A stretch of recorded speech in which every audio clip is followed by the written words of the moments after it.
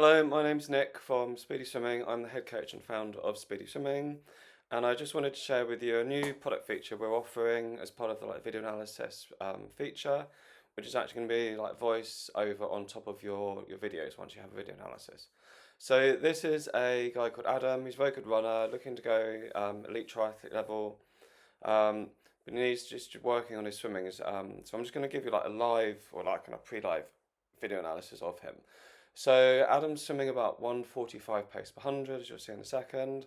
There's quite a lot of like stroke flaws that we can see here. So he's crossing over on entry, needs to work on his body rotation. His timing of his arms is a little bit off, because he's not really holding one arm in front of his head for 1 second.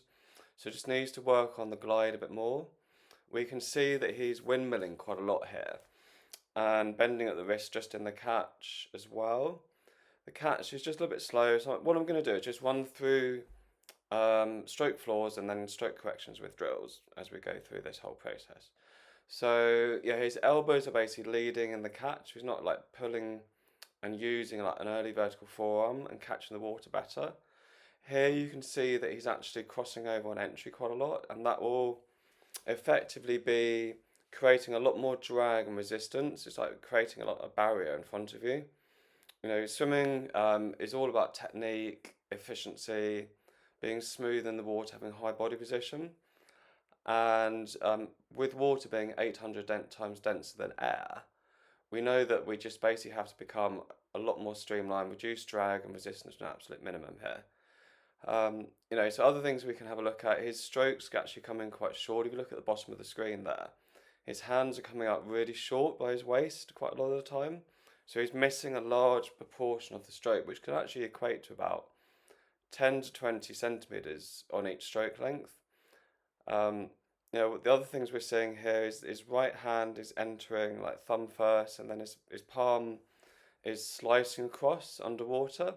So it's kind of like what we call like winging the elbow. So here you can see the pace he was actually swimming at beforehand.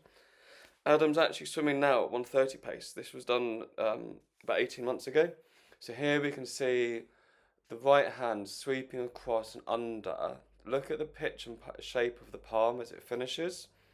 So his palm is finishing facing his hip. So he's losing like purchase and pressure on the water.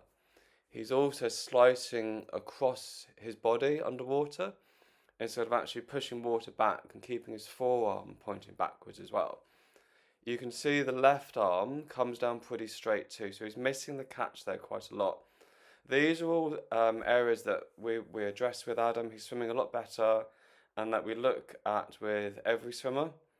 We'll work through the most pertinent stroke drills and corrections within a swim video analysis session. We'll initially do like 2 to 4 minutes of actual swimming where we record and then play the videos back and explain what's actually happening and work through a plan and explain the plan, what we're going to be actually doing for the day. Each session's an hour, so you can see there's lots of feedback as we go along, coaching and technique points. Other things Adam's doing here is he's turning his head to breathe. He's not actually breathing too much out underwater, which is one of the things. We want to work on like exhaling more underwater. We're just going to switch views a little bit in a second as well, but you can see it's now going to go back up to normal speed. The right hand is sweeping out after the entry, and then like it's going quite wide. He's losing the catch. He's slipping quite through the catch, and by over rotating at the last point, as you can see when he's breathing, he's actually sinking a little bit in the water here. So there's lots of things going on. He's exhaling quite late. He's holding on to his breath. By holding on to your breath as well, you're basically going to be becoming negatively buoyant in the water. So you're what that means is that your upper body becomes more buoyant and it sticks up in the water, and your legs drop too.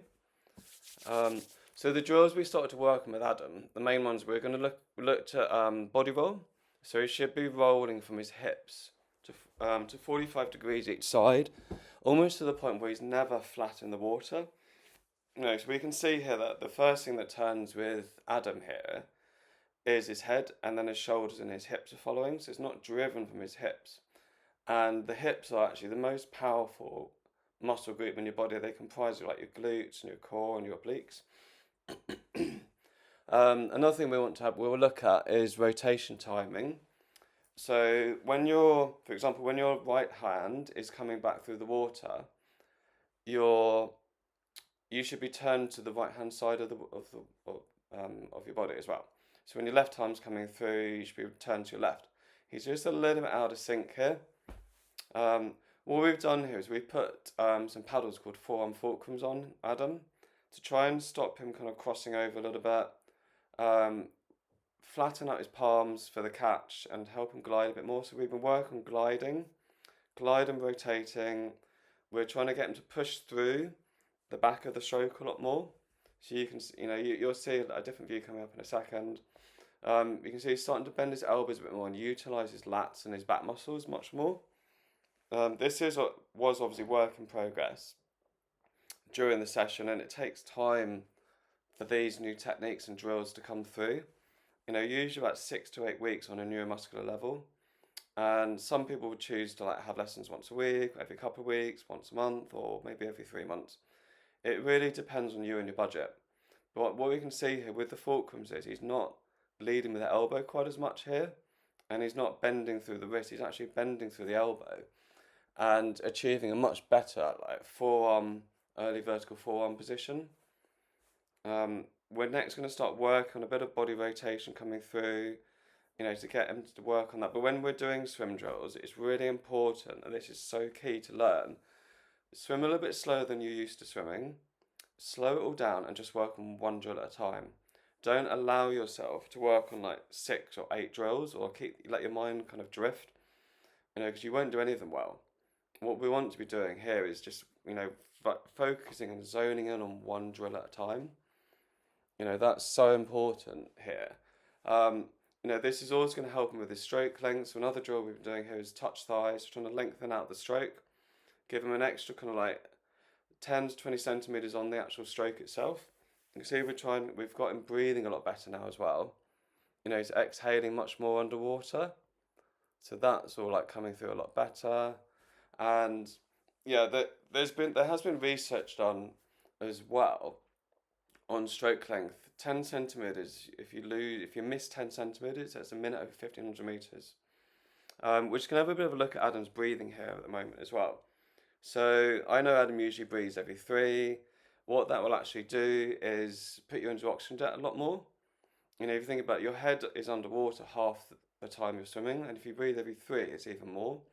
It's not like running and cycling here, where you can breathe as regularly or as easily as you want. And one other thing you want to make sure you're doing is breathing from your diaphragm. That is so important. If you chest breathe, you're going to struggle. So breathing timing-wise, Adam's breathing in quite late.